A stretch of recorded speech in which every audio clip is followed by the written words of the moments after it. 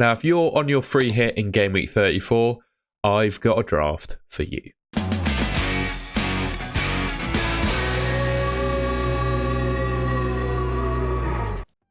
Right, I'm going to start off with a little admission. I'm not actually using the chip myself, but I don't really think that matters for the purpose of making a YouTube video. So what I've done is put together what I think is the best draft. We're going to start off by looking at the goalkeeper and defenders. Now, I've actually gone for double Crystal Palace defence. They've got West Ham United and Newcastle United, both at Selhurst Park. And based on their level of performance against Liverpool and genuinely how they've been playing in recent games, I think they're probably a defence worth doubling up on. Now, of course, you could double up on Arsenal, but you can probably guess by just having Gabriel in there, I've got two players in other positions, like midfielders, forwards, etc.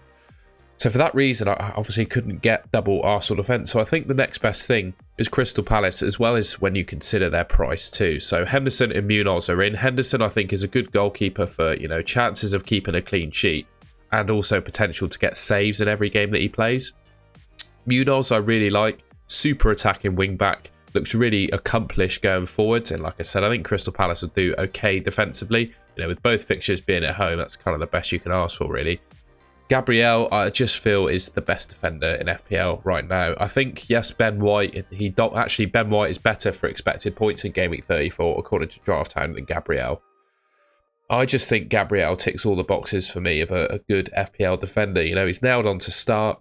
Arsenal are the best defence in the league, and I'd say of all the Arsenal defenders, he probably carries the most attacking threat. His goal threat from set pieces is greater than pretty much any other defender in the league. And then Trent is my other defender. I've got enough cash in this draft to get him. I just think it makes sense if you can. I mean, I've seen a lot of drafts with Van Dijk in, which I completely get. But given Bradley's injured, Trent's coming back, I've got to think that Trent plays both games of the double. And if he does, I mean, the upside that he brings is fantastic. I probably wouldn't own him long term. I wouldn't want to. I don't think Liverpool are good enough defensively, and he costs a lot of money. But for a free hit in 34 when he's got a double game week, I think it's a prime opportunity to get him, because ultimately not many people other than those free hitting are going to have him. So I think, if you're on your free hit, it makes sense. Pickford is my bench keeper. I think he's very similar to Henderson. I just think the fixtures aren't quite as good for Everton. They're in poor form after their result against Chelsea. Just not as keen on him as I am Henderson. Obviously, if Aït-Nouri is fit and ready to go, with the position that he's been adopting for Wolves recently, I think he's nailed on to start in this team. But right now, with his injury risk, I can't justify starting him. I think we need more information from Gary O'Neill in the press conferences to tell us what's going to happen there. And I went for Senesi as well. Bournemouth, he's a relatively cheap defender. Bournemouth got a double game week. He's probably the best Bournemouth defender when you think about, minutes, attacking potential, and then clean sheet odds as well. Obviously, that's the same across all Bournemouth defenders. So that's the goalkeepers and defenders.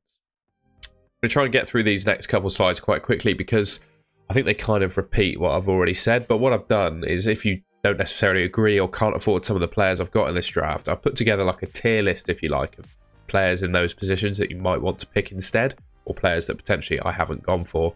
I think there are three probably great picks in terms of goalkeepers. Pickford's probably on the edge of being a great/decent pick. Got Raya, Pickford and Henderson, I think, are the three strongest keepers. Neto, I think, is perfectly decent. Then ultimately, with a double game week, I definitely look to avoid Kelleher with Alisson starting now, and I wouldn't touch the Sheffield United goalkeeper. In terms of defenders, I think all the great picks basically are full of Arsenal or Liverpool players, really. I think the three starting Arsenal defenders, Gabriel, Saliba and White, are the ones to go for. Likewise, Trent in Van Dijk for Liverpool. I wouldn't really pick outside of those players from both of those teams, just because you can't really say the other ones are nailed on to play every game. Obviously, Aït-Nouri is a really good pick. I think we just need injury news to confirm it. Obviously, he's a great pick if he is fit. In the decent picks category, Branthwaite, he looked to have picked up an injury against Chelsea, so that's one to monitor. I do think that probably detracts from the Everton defence a bit if he is confirmed to be injured. Mikalenko, I think he just offers a little bit more attacking threat than Branthwaite does. Three Bournemouth defenders, Zabani, Smith and Senesi. Like I said, when I put together my draft, I think Senesi is the strongest. Zabani is going to play every minute and, likely to keep clean sheets. And Smith, don't know if he'll play, good minutes in both games, but he's probably the next best thing when it comes to a Bournemouth defender. And obviously Munoz, I've gone for him. I think he's super attacking for Crystal Palace, and I like their fixtures. And like I said, I'd look to avoid really any other Liverpool and Arsenal defenders, just because I think they're a bit too much of a minutes risk. Right, looking at the midfield then, I've gone for Saka, Salah, Luis Diaz, Havertz and Eze. Gone for a midfield 5. I think that's probably the best way to play it. Saka and Salah, I think, are just nailed on for this double. I don't really think you can look past the pair of them. Two of the best midfielders in FPL right now, both nailed on to start for their teams, take penalties, play 90 minutes. I mean, for me, they just tick all the boxes, and I think they should be nailed on. Even if you're not on your free hit, you kind of own these two players at this point. Luis Diaz, I think, is like the second best Liverpool midfielder. I wouldn't say Jota is quite nailed on to play both games yet, but if you want to take a punt, go for it. I do think Luis Diaz has got that left wing spot for Liverpool, locked down. I don't really see anyone taking his minutes as much. I think Darwin and Jota will compete, and potentially we could see Darwin playing left wing, but Luis Diaz has been really good. Probably, I'd say, even since Salah's returned, I'd say he's been a little bit better and probably the best Liverpool forward so far. Just hasn't quite been getting the returns that he should have done, but I think for all those reasons, he's probably worth picking on your free hit. Kai Havertz, I really like him. I also think, judging by how he played in Game Week 33, I'm not sure we'll see Jesus starting at the number 9 spot for Arsenal anytime soon again. He just doesn't seem that kind of striker that they really need. Havertz has been playing really well there. I think 7.4 million is obviously a bit punty, but I think it's a great price for a guy that could potentially be playing number 9 for Arsenal, and he's definitely, one of Arteta's first choice players. So yes, he might not necessarily start at the 9, but he's going to play every game, I would suggest. And then Eberiche Eze, like I said with Crystal Palace, 2 really nice fixtures, West Ham and Newcastle both at home. I think he could well score in both of those fixtures, and honestly, whenever Crystal Palace score a goal, Eze is usually involved in it. So I think this midfield 5 will do quite nicely. Alright, just similar to what I did with the goalkeepers and defenders, just a quick chat through other players that you could pick in these positions. Like I said, I think Salah, Saka and Eze, I think, are the 3 great picks for this week. You could obviously have Luis Diaz, McAllister from Liverpool. If you can't quite afford Diaz, McAllister's probably not quite the same, I don't think, but will compete with him, I think, in terms of points. Purely the fact that he will play the most minutes. He probably plays 90 minutes every game, takes free kicks. He's been really dangerous in front of goal in recent fixtures. Obviously, not very recent fixtures, but over the last month or so, he's done all right. Odegaard, Havertz, I think, are good options from Arsenal. I personally just prefer Havertz because he seems to be a little bit more directly involved in the goals than Odegaard has been, particularly obviously playing at the number 9. Sarabia and Hwang of Wolves, I think, are perfectly decent options.